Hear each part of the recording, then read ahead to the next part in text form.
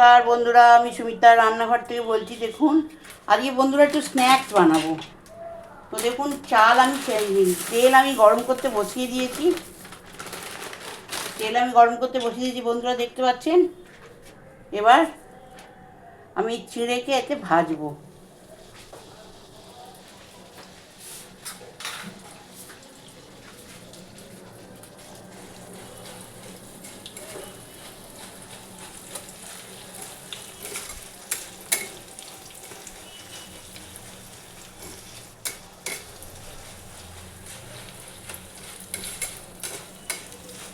চিঁড়েটা ভালো করে বন্ধুরা ভেজে নিয়ে তারপরে আপনাদেরকে আমি দেখাচ্ছি।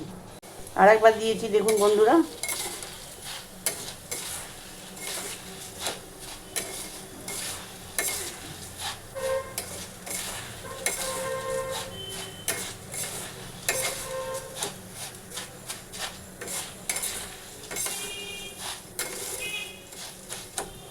সবগুলো ভেজে নিয়ে আপনাদের দেখাচ্ছি।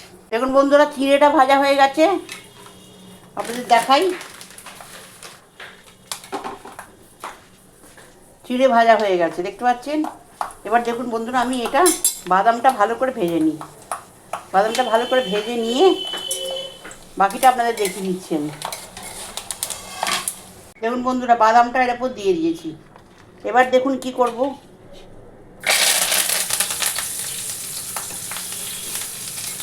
এবার কারি পাতাটা, শুকনো লঙ্কাটা আমি একটু ভেজে নিলাম।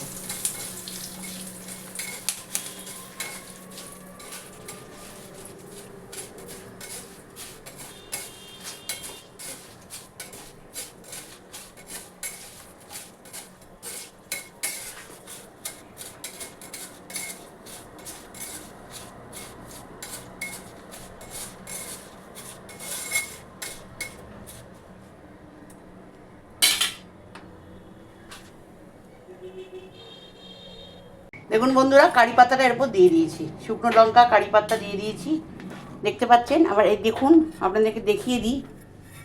এটার জন্য, খাবার জন্য আদা, কাঁচা লঙ্কা আর পেঁয়াজ কেটে রেখেছি।